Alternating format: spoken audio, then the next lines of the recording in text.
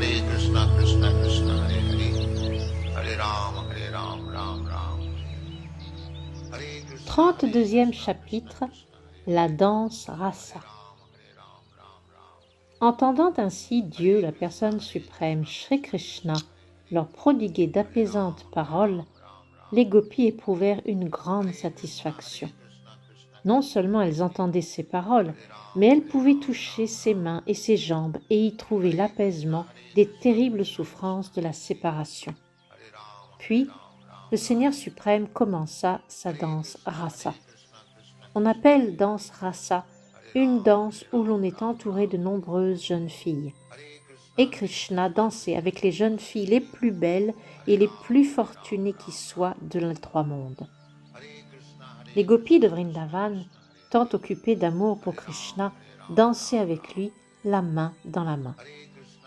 La danse rasa dansée par Krishna ne doit être comparée à aucune danse matérielle, de quelque ordre qu'elle soit. La danse rasa est tout entière spirituelle. Pour établir fermement cette vérité, Krishna, le yogi suprême, se multiplie en de nombreuses formes pour se tenir aux côtés de chaque gopi. Il pose ses mains sur les épaules des deux gopis entre lesquelles il se trouve et il se met à danser. Les gopis ne peuvent percevoir les nombreuses émanations de Krishna. À chacune d'elles, il apparaît seul, et chacune pense être la seule danseuse de Krishna. Scène merveilleuse. De nombreux aéronefs la survolent, portant les habitants des planètes édéniques qui ont grand désir de contempler le prodige de cette danse. Gandharva et Kinara d'entonner leurs chants, avec leurs épouses, les premiers jettent sur les danseurs des pluies de fleurs. Les tintements des clochettes, parures et bracelets de Krishna et des gopis produisent une musique sublime. Krishna est semblable à un médaillon de saphir au vert reflet sur un collier d'or incrusté de pierres précieuses. En dansant, Krishna et les gopis dévoilent la beauté merveilleuse de leur corps. Les mouvements de leurs jambes, leurs mains les unes sur les autres, les mouvements de leurs sourcils, leurs sourires, les mouvements des poitrines des gopis et leurs vêtures, leurs pendants d'oreilles, leurs joues, leurs chevelures parsemées de fleurs au cours du chant et de la danse imitent les nuages, le tonnerre, la neige et les éclairs. Ces chants et ceux des gopis sonnent comme le tonnerre. La grâce des jeunes femmes frappe comme l'éclair dans le ciel, et les perles de sueur sur leur visage font voir flocons de neige. Ainsi, les gopis et Krishna s'absorbent tout entiers dans la danse. Au bout de quelques instants, le cou des gopis, à cause de leur désir toujours plus fort de Krishna, prit une teinte rouge. En réponse, Krishna se mit à frapper des mains en rythme de leur chant. En vérité, le monde entier retentit du chant de Krishna, mais ce chant est reçu de diverses manières par les diverses sortes d'êtres, ce que corrobore la Bhagavad Gita. Et yatamam prapadyante. Krishna danse et tous les êtres dansent aussi, mais il faut distinguer la danse dans le monde spirituel et celle du monde matériel. C'est ce qu'exprime l'auteur du Chaitanya Charitamrita lorsqu'il affirme que Krishna est le maître danseur et tous les êtres ses serviteurs. Chacun s'évertue à imiter la danse de Krishna. Seuls ceux qui se trouvent véritablement établis dans la conscience de Krishna participent de façon harmonieuse à la danse du Seigneur. Ils n'essayent pas de danser hors de son contrôle. Et ceux qui sont pris dans le monde matériel s'efforcent d'imiter Krishna en tant que Dieu, la personne suprême.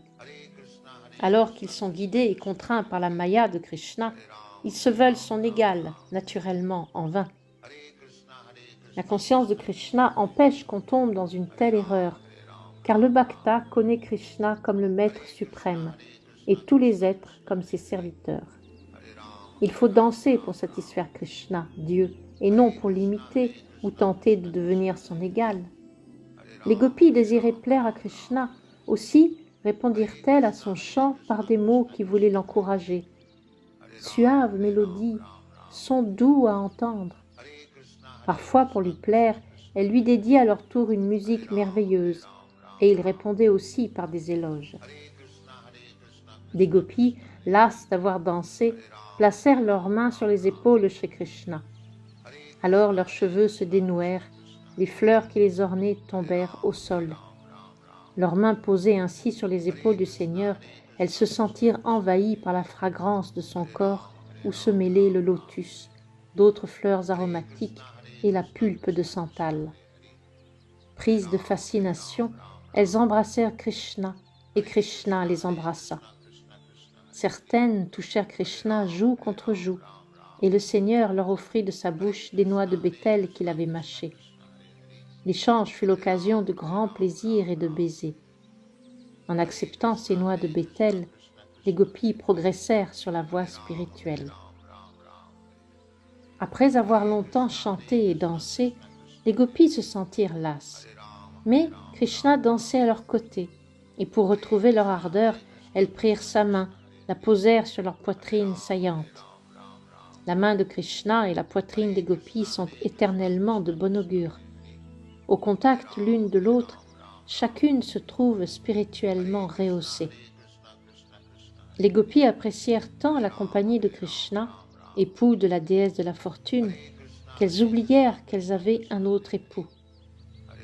D'être étreintes par les bras de Krishna, de danser et de chanter avec lui, elles ne gardèrent plus rien d'autre dans la mémoire. On trouve dans le Srimad Bhagavatam une remarquable description de la beauté que dévoilèrent les gopis au cœur de la danse rasa. Leurs oreilles, s'ornées de fleurs de lotus et de la pulpe de santal, décoraient leur visage. Elles portaient au front le tilak et sur leurs lèvres souriantes on voyait des perles de sueur. À leurs chevilles tintaient anneaux et clochettes. Les fleurs piquées dans leurs cheveux tombaient aux pieds pareils au lotus de Krishna, qui en ressentait un grand bonheur. Comme l'enseigne la Brahma Samhita, toutes les gopis sont des émanations de la puissance de plaisir de Krishna. En touchant leur corps de ses mains, en goûtant le charme de leurs yeux, Krishna jouit de leur compagnie comme un enfant joue avec le reflet de son corps dans un miroir. Lorsque Krishna toucha les différentes parties de leur corps, les gopis se sentirent débordantes d'énergie spirituelle. Impossible, malgré leurs efforts pour se garder bien mises, d'ajuster les vêtements qui se relâchent. Elles s'oublient entièrement dans la compagnie de Krishna. Leurs cheveux s'éparpillent, leurs voiles s'écartent, leurs parures tombent. Pendant que Krishna prenait plaisir en la compagnie des gopis dans la danse rasa, les devas, stupéfaits, s'assemblèrent dans le ciel avec leurs épouses. La lune, elle aussi mordue par une sorte de désir, pencha ses regards sur la danse et resta stupéfiée à son tour. Les gopis avaient prié la déesse Katyayani afin d'obtenir Krishna pour époux. Et voici qu'il comblait leurs désirs en se multipliant selon le nombre des jeunes femmes dont il jouissait de la compagnie comme fait l'époux. Srila Shukdev Goswami rappelle et souligne que Krishna se suffit à lui-même, qu'il est Atmarama. Il n'a nul besoin de quiconque pour sa satisfaction. Il n'est devenu l'époux des gopis que pour combler leur désir de le voir jouer ce rôle auprès d'elles. Lorsqu'il les vit un peu lasses, aussitôt il caressa de ses mains leur visage, afin que la fatigue se dissipe, et en réponse, les gopis se mirent à le contempler d'un regard amoureux, débordant de bonheur sous les caresses heureuses de la main de Krishna. Leurs joues, animées par leur sourire, brillaient, et dans leur plaisir sublime, spirituel, elles se mirent à chanter les gloires de Krishna. Les gopis étaient de purs bhaktas. Plus longtemps elles demeuraient en la compagnie de Krishna, plus elles se trouvaient éclairées par ses gloires. Ainsi répondaient-elles à ses bontés. Elles désiraient le satisfaire en glorifiant ses divertissements sublimes. Krishna est Dieu, la personne suprême, le maître de tous les maîtres, et les gopis voulaient l'adorer pour la miséricorde hors du commun qu'il déployait en leur faveur. Pour dissiper la fatigue de la danse rasa, les gopis et Krishna pénétrèrent dans les eaux de la Yamuna. Les guirlandes de lys au cou des gopis s'étaient défaites sous l'étreinte du corps de Krishna, et les fleurs blanches s'étaient teintées de rouge sur la poitrine des gopis enduite de kumkuma. Autour d'elles vrombissaient les bourdons avides de nectar. Krishna, suivi des gopis, pénétra dans les eaux de la Yamuna, comme l'éléphant entre dans un lac suivi de ses nombreuses compagnes. Ils jouèrent dans l'eau, heureux ensemble, et dissipant les fatigues de la danse rasa. Bientôt, Krishna et les gopis oublièrent leur véritable identité. Les gopis, en souriant, se mirent à éclabousser le corps de Krishna, ce qu'il aima. Sur eux, dans les jaillissements de l'écume et des plaisanteries, les dévas des planètes édéniques firent tomber en pluie des fleurs. Ainsi louait-il l'excellence suprême de la danse rasa de Krishna dans les eaux de la Yamuna. Puis, Shri Krishna et les gopis sortirent de l'eau pour flâner le long des berges ou souffler une brise agréable, portant au-dessus des eaux et de la terre l'arôme de diverses fleurs. Au cours de leur promenade, Krishna récita divers poèmes. Ainsi, Krishna prit-il plaisir à la compagnie des gopis sous les rayons apaisants de la lune d'automne. Le désir d'aimer s'éveille surtout en automne, mais la merveille dans les divertissements de Krishna avec les gopis fut l'absence totale de désir sexuel. Comme l'enseigne clairement dans le Srimad Bhagavatam Shukadev Goswami, les rapports entre Krishna et les gopis furent avaruddha soratas. L'impulsion sexuelle était parfaitement maîtrisée. Telle est la différence qui existe entre la danse de Shri Krishna avec les gopis et l'ordinaire danse à laquelle se livrent les êtres dans le monde de matière. Afin d'ôter tout équivoque dans la conception de la danse rasa et des échanges de Krishna avec les gopis, Maharaj Parikshit, lorsqu'il entendit le Srimad Bhagavatam des lèvres de Shukadev Goswami, confia à ce dernier. Krishna est apparu sur terre pour établir les principes régulateurs de la religion et réprimer l'athéisme devenu prédominant. Or, sa conduite avec les gopis peut encourager en ce monde les principes irreligieux. Je suis pour le moins surpris par ses actes. Il jouit de la compagnie de femmes épousées par d'autres au cœur de la nuit. Shukadev Goswami goûta fort ces paroles de Maharaj Parikshit et dans sa réponse anticipa sur les actes abominables des impersonnalistes ou mayavadis qui se prétendent au niveau de Krishna pour jouir de la compagnie de femmes et jeunes filles. Les règles védiques élémentaires n'autorisent en aucun cas un homme à jouir de rapports sexuels avec une autre femme que son épouse. Certes, la relation de Krishna avec les gopis peut sembler une désobéissance à ces règles. Cependant, les paroles de Shukadev Goswami avaient permis à Maharaj Parikshit de comprendre la véritable dimension des choses. S'il exprima sa surprise, c'est pour avoir l'occasion d'éclairer davantage encore la nature spirituelle et absolue de Krishna et des gopis dans la danse rasa. Ce geste revêt une grande importance car il met au grand jour les turpitudes des Prakrita Sahajya avec les femmes. Dans le vocabulaire utilisé par Maharaj Parikshit, plusieurs mots ressortent qui demandent quelque éclaircissement. Ainsi, Jugushpitam, qui signifie abominable. Le premier doute conçu par Maharaj Parikshit porte sur le point suivant. Shri Krishna est Dieu, la personne suprême, apparu afin de rétablir les principes de la religion. S'il en est ainsi, comment peut-il, avec la femme d'autrui et au cœur de la nuit, se livrer à la danse, aux étreintes et aux baisers? Les règles védiques l'interdisent. C'est pourquoi d'abord, quand les gopis l'abordèrent, il leur donna ordre de retourner dans leur foyer. Selon les Védas, inviter les épouses d'autrui ou des jeunes filles à jouir avec soi de la danse est certes un acte abominable. Pourquoi donc Krishna s'y est-il livré? Maharaj Parikshit fit également usage du mot aptakama. Certains pourront se croire en droit de penser que Krishna ressentait de la concupiscence pour les jeunes femmes. Parikshit Maharaj affirme, lui, la chose impossible. Krishna n'a pu éprouver de concupiscence. En premier lieu, il n'avait, selon l'œil matériel, que 8 ans. À cet âge, un garçon ne connaît pas de désir charnel. Et d'autre part, le mot aptakama indique que Dieu, la personne suprême, trouve en lui-même sa satisfaction. Même s'il éprouvait quelque concupiscence, il n'aurait nul besoin pour la satisfaire de l'aide d'autrui. On avancera cependant qu'à défaut de désir personnel, il a pu, en quelque sorte, éprouver la contagion de celui qu'exprimaient avec tant de force les gopis. Mais Maharaj Parikshit donne à Krishna le qualificatif de Yadupati. Krishna est le représentant le plus exemplaire de la dynastie des Yadus. Les rois de la dynastie Yadu et leurs descendants étaient considérés comme les plus vertueux des hommes. Né au sein de cette dynastie, comment Krishna se serait-il laissé corrompre, même par les gopis? Impossible donc que Krishna se livre à quelque abomination. Cependant, Maharaj Parikshit désirait connaître la raison pour laquelle Krishna avait agi de la sorte.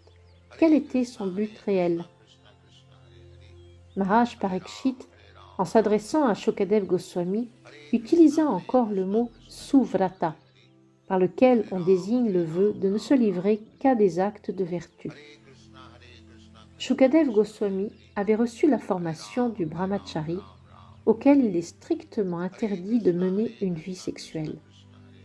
C'est vrai du brahmachari en général, que dire alors de Shukadev Goswami? Toutefois, parce que les circonstances de la danse rasa restaient bien suspectes, Maharaj Parikshit voulut être éclairé par Shukadev Goswami, lequel répondit aussitôt que le viol des principes religieux par le Maître suprême prouve sa toute-puissance. Le feu peut consumer les objets infâmes, et en cela réside la manifestation de sa prééminence. Ou encore, le soleil peut, sans jamais se souiller, absorber l'eau que contiennent l'urine ou les excréments. Bien plus, il en ôte plutôt la souillure. Il stérilise et désinfecte les lieux pollués. Certains avancent que Krishna étant l'autorité suprême, on doit le suivre dans ses actes. En réponse, Shukadev Goswami enseigna en clair que l'Ishvaranam, ou Maître suprême, peut parfois violer ses propres règles. Mais la chose n'est possible que pour le Maître lui-même, non pour ses disciples. Jamais nul ne pourra imiter les actes extraordinaires du Maître suprême. Shukadev Goswami avertit les hommes conditionnés, maîtres de rien, de ne jamais, fût-ce en imagination, contrefaire les actes hors du commun du Maître suprême. Les philosophes mayavadis pourront faussement prétendre être Dieu, Krishna, mais jamais vraiment agir comme lui. Ils persuaderont peut-être leurs disciples qu'ils peuvent, à leur suite, imiter la danse rasa, mais jamais ils ne soulèveront la colline Govardhan. Nous avons connu dans le passé bien des exemples de philosophes malhonnêtes, de mayavadis, égarant leurs disciples en se prétendant Krishna dans le dessein de jouir de la rasa-lila. Ils virent souvent leurs agissements freinés par l'autorité publique qui les arrêta et les punit. En Orissa, Thakur Bhaktivinoda eut lui-même l'occasion de châtier un pseudo-avatar qui, en la compagnie de jeunes filles, imitait la danse rasa. Beaucoup se plaignaient de l'imposteur, et Bhaktivinoda Thakur, alors en poste comme magistrat, fut député par le gouvernement pour en prendre soin. Il le punit avec une grande sévérité. Nul ne peut imiter la rasa-lila. Shukadev Goswami nous avertit qu'il n'est pas convenable même de penser à le faire. Ses paroles sont claires. Celui qui, par sottise, tentera de contrefaire la danse rasa de Krishna trouvera la mort avec la même certitude que s'il tentait d'imiter Shiva en buvant le poison. Shiva but un océan de poison qu'il garda dans sa gorge. Elle devint bleue, d'où son nom de Nilakanta. Mais si un homme ordinaire pour l'imiter boit du poison ou fume de la ganja, sans aucun doute il meurt dans les plus brefs délais. Gardons bien en tête que les rapports de Shri Krishna avec les gopis doivent être remis dans un contexte sans équivalent. L'histoire personnelle de la plupart des gopis, ces sages versés dans les Védas qui, au temps de l'apparition de Sri Ramachandra, obtinrent de lui la promesse qu'ils jouiraient en d'autres formes de sa compagnie, eux devenus les demoiselles de Vrindavan, lui, Krishna, prouve l'autorité suprême de Krishna et, en d'autres circonstances, montre qu'il n'est pas lié aux règles de l'univers matériel. Dans des cas particuliers, il montre sa faveur personnelle à ses dévots dans les formes qui lui conviennent. Et lui seul peut le faire, car il est le Maître suprême.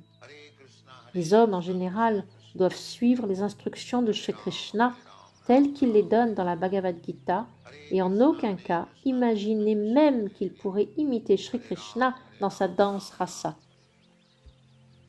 Quand Krishna soulève la colline Govardhan, quand il fait périr de grands asuras comme Putana et autres, ce sont là de toute évidence des actes extraordinaires. De même, pour la danse rasa, elle ne peut donc être imitée par un homme ordinaire. L'homme ordinaire, engagé dans son devoir prescrit, doit, comme Arjuna, l'accomplir pour la satisfaction du Seigneur. Tel est le champ de son action. Arjuna était un guerrier, un kshatriya, que Krishna voulait voir combattre pour sa satisfaction. Arjuna, d'abord décidé à ne pas combattre, se rendit enfin à la demande du Seigneur. L'accomplissement du devoir doit commander les actions des hommes du commun. Qu'ils ne tentent donc pas d'imiter Krishna, de s'adonner à la rasa lila, car ils prépareraient leur propre destruction. Soyons d'autre part assurés que n'entraîne nul intérêt personnel dans les actes qu'accomplit Krishna pour la bénédiction des gopis. Comme l'enseigne la Bhagavad Gita, Na mam karmani limpanti. Krishna jamais ne jouit ni ne souffre des conséquences de ses actes. Il ne peut donc agir de façon irreligieuse.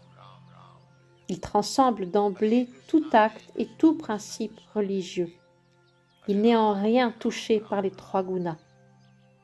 De tous les êtres, hommes, dévas des planètes édéniques, animaux ou plantes, il est le Maître suprême. Et non seulement de tous les êtres, mais aussi de la nature matérielle. Comment serait-il influencé par les principes qui déterminent la religion ou l'irreligion? Shukadev Goswami va plus loin encore. Il souligne que les grands sages et les bhaktas, lavés de tout conditionnement matériel, peuvent, s'ils gardent Krishna, le Seigneur suprême, en leur cœur, évoluer sans obstacle, même dans la souillure de la nature matérielle. Ainsi, dépasse-t-il les lois incoercibles du plaisir et de la douleur au sein des trois gunas. S'ils peuvent le faire, comment Krishna, apparu dans la nature matérielle par l'effet de sa puissance interne, devrait-il subir la loi du karma? Le Seigneur enseigne sans équivoque dans la Bhagavad Gita que chaque fois qu'il apparaît en ce monde, c'est par l'effet de sa puissance interne. Il n'est pas, comme l'être ordinaire, contraint par la loi du karma d'accepter un corps. Or lui, tout être en ce monde reçoit nécessairement un certain type de corps selon ses actes passés. Mais Krishna apparaît dans un corps qui ne lui est pas imposé par ses actes antérieurs. Le corps qu'il prend sert de véhicule à son plaisir sublime, lequel procède de sa puissance interne. Il n'est donc en rien assujetti à la loi du karma, comme le restent les monistes mayavadis. C'est pourquoi la prétention de ces derniers à atteindre l'unité avec Krishna, ou Dieu, ne peut demeurer qu'au plan théorique. Ces prétendus dévots de Krishna, en s'autorisant à pratiquer la rasa lila, donnent au peuple dans son ensemble un exemple dangereux. Krishna, Dieu, la personne suprême, se trouve déjà présent en tant qu'âme suprême dans le corps aussi bien des gopis que de leur époux. Guide de tous les êtres, comme le confirme la Katha Upanishad, Nityo Nityanam Chetanas Chetananam. L'âme suprême dirige l'âme distincte dans ses actes. De tout acte, c'est elle, à vrai dire, l'auteur et le témoin.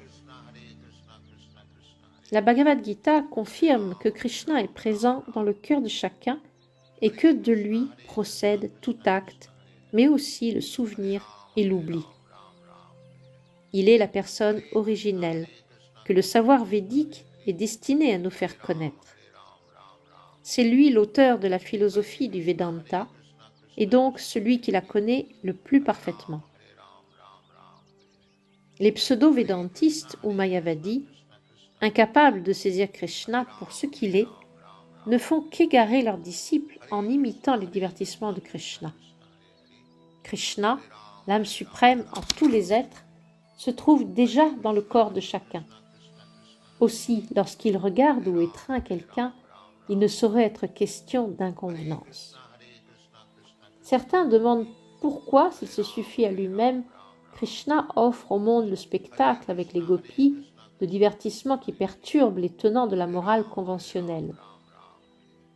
En réponse, disons que ces divertissements ont pour but de rendre manifeste la miséricorde toute particulière dont peuvent bénéficier les âmes déchues, les âmes que conditionne la matière. Les gopis sont des émanations de l'énergie interne de Krishna, mais parce que Krishna voulut que soit déployée la rasa lila, elles apparurent en tant que femmes ordinaires. En ce monde, la forme ultime du plaisir réside dans l'attrait sexuel entre hommes et femmes. L'homme ne vit qu'attiré par les femmes, lesquelles ne vivent qu'attirées par lui. Tel est le principe de base de l'existence matérielle. Chaque fois que ces deux forces d'attraction trouvent à s'unir, hommes et femmes s'enfoncent plus avant dans la prison de la matière, dans le conditionnement. Et c'est pour leur montrer une faveur spéciale, pour les captiver, que Krishna dévoila cette danse, la Rasa Lila.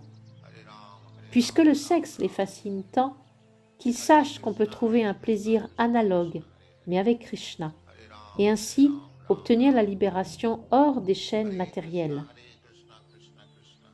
Dans le deuxième chant du Srimad Bhagavatam, Maharaj Parikshit explique lui aussi que les divertissements et les actes de Sri Krishna constituent un remède pour les êtres conditionnés. Il leur suffit d'écouter le récit de ce qui a trait à Krishna pour être guéris de la matière. Bien qu'ils se soient voués au plaisir de ce monde, qu'ils aient consommé en abondance des littératures lascives, ils se verront lavés de toute souillure matérielle par l'écoute des divertissements sublimes de Krishna. Shukadev Goswami explique comment les âmes conditionnées doivent entendre les propos ayant trait à Krishna et de quelle source. Le monde entier regorge de mayavadis. Une grande confusion se produit quand ils font profession de réciter le Srimad Bhagavatam et que le public, ignorant les conséquences néfastes de la philosophie mayavadi, leur prête l'oreille. Débattre de la Rasa Lila avec des hommes du commun n'est pas à recommander, car tous, plus ou moins, sont affectés par la philosophie mayavada. Cependant, ceux qui prêtent l'oreille à un maître véritablement avancé sur la voie spirituelle se verront certes élevés au niveau de la conscience de Krishna et libérés de la souillure du monde. Autre point important à bien garder en mémoire. Ce n'est pas en leur corps matériel que les gopis dansèrent avec Krishna, mais dans leur corps spirituel. Chaque époux, déjà fasciné par l'influence de l'énergie externe de Krishna, croyait par ce même enchantement sa femme endormie à ses côtés et aurait juré impossible qu'elle s'en fût allée danser avec Krishna. Sur quel fondement peut-on accuser Krishna de ravir les épouses d'autrui? Les corps des gopis, possession de leur époux, se trouvaient bien allongés dans le lit conjugal. Mais c'étaient les fragments spirituels de Krishna qui dansaient avec lui. Krishna est la personne suprême, le tout spirituel, et il dansa avec les corps spirituels des gopis. Ainsi, nulle raison ne subsiste, quel que soit le point de vue, d'accuser Krishna. Quand s'acheva la danse rasa, la nuit, mais il s'agissait là d'une nuit de Brahma, au temps infiniment long, comme le mentionne la Bhagavad Gita, parvint à sa phase de Brahma Muhurta. Le Brahma Muhurta commence environ 1 heure et demie avant le lever du soleil. Il est recommandé qu'on se lève à cette heure-là, et après les ablutions quotidiennes, de se livrer, par l'accomplissement du Mangalatratika et le chant du mantra Hare Krishna, à des activités spirituelles pour lesquelles ce moment est tout à fait favorable. Lorsque vint l'heure propice, Krishna demanda aux gopis de le quitter. Bien qu'elles n'en aient éprouvé aucun désir, elles, si chères à Krishna, lui montrèrent leur obéissance. Aussitôt que Krishna eut formulé sa demande, elles le quittèrent et s'en retournèrent dans leur foyer. Shukadev Goswami conclut cet épisode de la Rasa Lila en soulignant que si une personne écoute de bonnes sources les divertissements de Krishna, qui est Vishnu en personne, avec les gopis, lesquels émanent de son énergie propre, elle se trouvera guérie du mal le plus néfaste, la concupiscence. Celui qui entend la vérité sur la Rasa Lila se voit affranchi de toute attirance pour la vie sexuelle et sera élevé au niveau le plus haut de la réalisation spirituelle. Généralement, parce qu'ils prêtent l'oreille aux Mayavadis ou rejoignent leur rang, les hommes s'enlisent de plus en plus dans la vie sexuelle. L'âme conditionnée, en écoutant le récit de la Rasa Lila des lèvres d'un maître spirituel authentique, peut recevoir la formation qui lui permettra d'échapper à cet enlisement, de comprendre dans sa vérité ce divertissement du Seigneur et de s'élever au plus haut niveau de l'existence spirituelle. La concupiscence est une sorte de maladie du cœur. Son remède est dans l'écoute attentive, non des impersonnalistes, mais des authentiques représentants de Dieu. Écouter des sources justes et bien les comprendre, tel est le moyen de renverser la situation. Pour désigner l'homme qui a reçu une formation pour la vie spirituelle, Shukadev Goswami a usé du mot Shraddhanvita. La Shraddha, ou la foi, constitue le début de la vie spirituelle. Celui qui a développé sa foi en Krishna et le reconnaît comme Dieu, la personne suprême, l'âme spirituelle souveraine, celui-là peut aussi fidèlement écouter ce qui touche au Seigneur et prendre à son tour la parole pour décrire le Seigneur.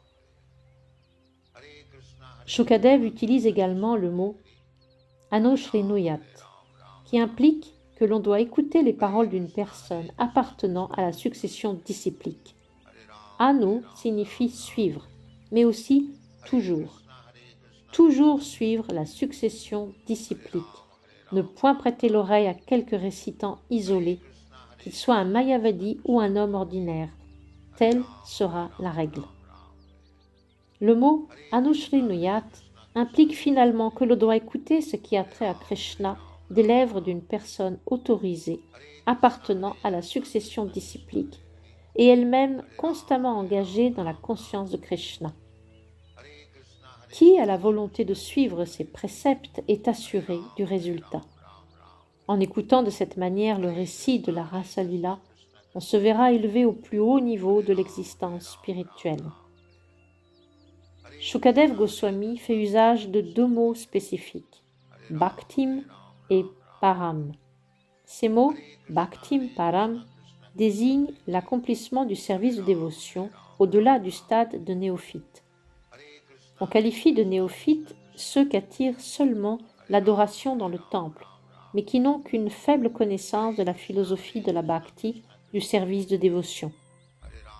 Leur bhakti n'a pas atteint sa qualité parfaite, laquelle se caractérise par un affranchissement total de la souillure matérielle. L'aspect le plus dangereux de la souillure matérielle, c'est la concupiscence, moteur de la vie sexuelle. La voie du service de dévotion, qualifiée de Bhaktim Param, est si puissante que plus avant on y marche, plus on perd le goût pour l'existence matérielle. Celui qui sait tirer le plein bénéfice du récit de la Rasa Lila parvient sans aucun doute au niveau spirituel et absolu. Sans aucun doute en son cœur s'efface toute trace de concupiscence. Srila Vishwanath Chakravarti Thakur remarque que selon la Bhagavad Gita, le jour de Brahma, auquel s'ajoute une nuit de même durée, s'étend sur 4 320 000 de nos années solaires, multipliées par 1000. Selon Vishwanath Chakravarti Thakur, la danse rasa se déroula pendant la longue période d'une nuit de Brahma. Les gopis, cependant, n'en surent rien. Pour combler leur désir, Krishna avait fait s'étendre cette nuit-là autant qu'une nuit de Brahma. On pourra douter de ce fait, apparemment impossible, mais Vishwanath Chakravarti Thakur nous rappelle que Krishna, bien qu'il fût enfant lié par un cordelette, put montrer à sa mère l'univers tout entier dans sa bouche. Rien n'est impossible à Krishna quand il veut le plaisir de ses dévots. De même, puisque les gopis désiraient jouir de sa compagnie, il leur conféra le bonheur de goûter sa présence pendant d'innombrables heures. Comme elles se baignaient à Gira Gata sur la Yamuna, Krishna avait volé les vêtements des gopis et leur avait promis de satisfaire tous leurs désirs dans une nuit future.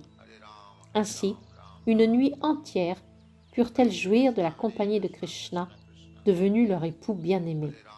Mais cette nuit ne fut point une nuit comme les autres. Ce fut une nuit de Brahma qui dura des millions et des millions d'années. Pour Krishna, le Maître suprême, rien n'est impossible. Ainsi s'achèvent les enseignements de Bhaktivedanta pour le 32e chapitre du livre de Krishna, intitulé « La danse rasa ». Hare Ram, Ram Ram, Hare Hare. Hare Krishna, Krishna Krishna, Hare Hare. Hare Ram, Ram Ram, Hare Hare. Hare Krishna, Krishna Krishna, Hare Hare. Hare Ram, Ram Ram.